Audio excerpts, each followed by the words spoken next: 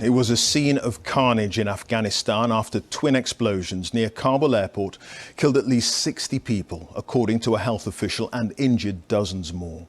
The first blast is thought to have been the work of a suicide bomber, passing among the crowds gathered for more than a week at one of the airport's main gates to try to get flights out of the country. The second was at a nearby hotel. Along with Afghan civilians, 12 US military personnel have died. The Ministry of Defence says there were no British casualties. The initial explosion took place just before dusk outside the Abbey Gate, leaving bodies strewn all over a sewage ditch. It's unclear how many were injured in the next blast at the Baron Hotel, further along the airport perimeter. There had been warnings in recent days that an offshoot of the Islamic State group in the region was planning an attack, and tonight IS has claimed it was behind the bombings. The Pentagon says evacuation flights will continue despite the threat of more attacks.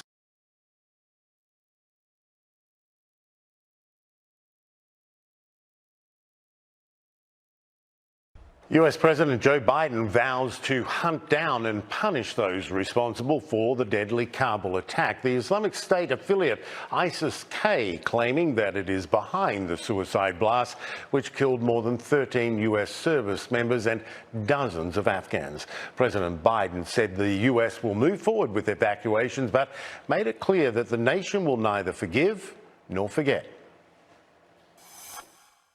We will not be deterred by terrorists. We will not let them stop our mission. We will continue the evacuation. I've also ordered my commanders to develop operational plans to strike ISIS-K assets, leadership, and facilities. We will respond with force and precision at our time, at the place we choose, in a moment of our choosing.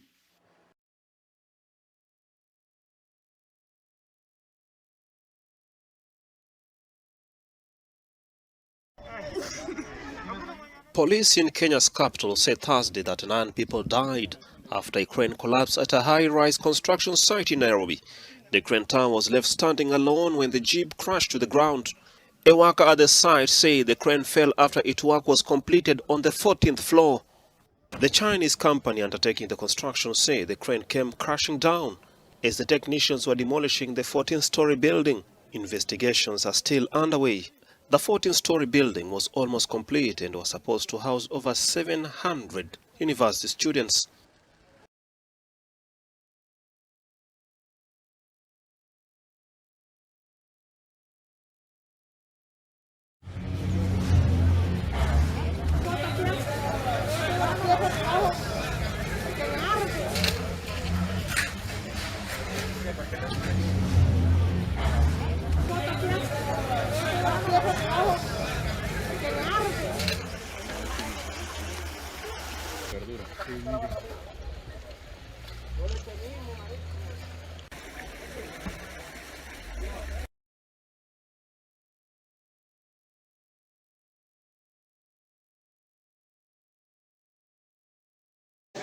These children are finally free after nearly 3 months of being held captive.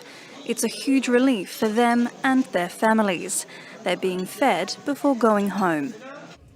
About 200 gunmen stormed the town of Tejina in northwestern Niger State on May 30, opening fire and killing 1 person.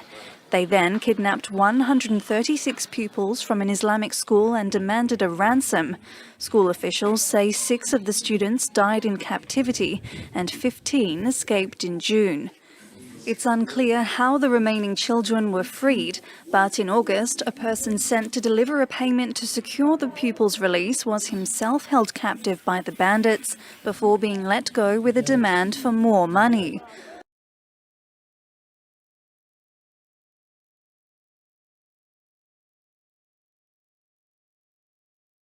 7 suspects have been arrested in connection with the murder of Babita Deokaran, who was a senior official in the Gauteng Health Department. The 53-year-old was gunned down on Monday in Mondio after dropping off her child at school. She later died in hospital.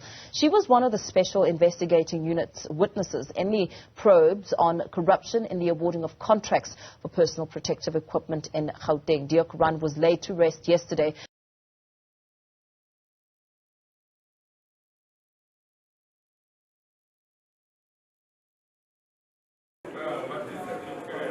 Malian authorities on Thursday arrested former Prime Minister Soumeilou Boubeye Maiga over a case of fraud, his lawyer said.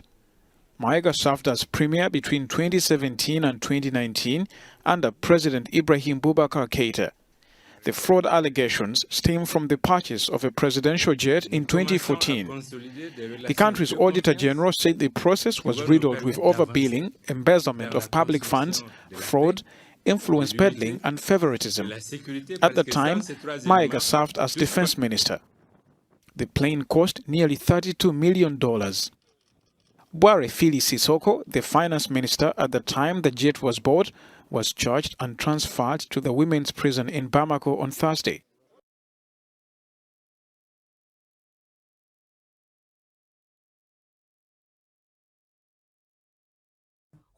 As Chinese President Xi Jinping tours the country's north, speaking about the importance of preserving relics of the past, officials in Beijing were announcing changes to ensure loyalty to him and the Chinese Communist Party in the future.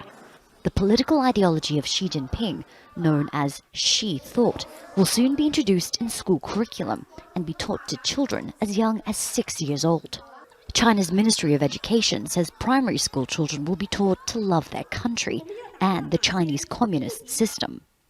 High school children will be taught party history and be encouraged to think in line with its political values. Central to these lessons will be the importance of Xi Jinping and unwavering trust in his leadership. The president has made so-called patriotic education a priority.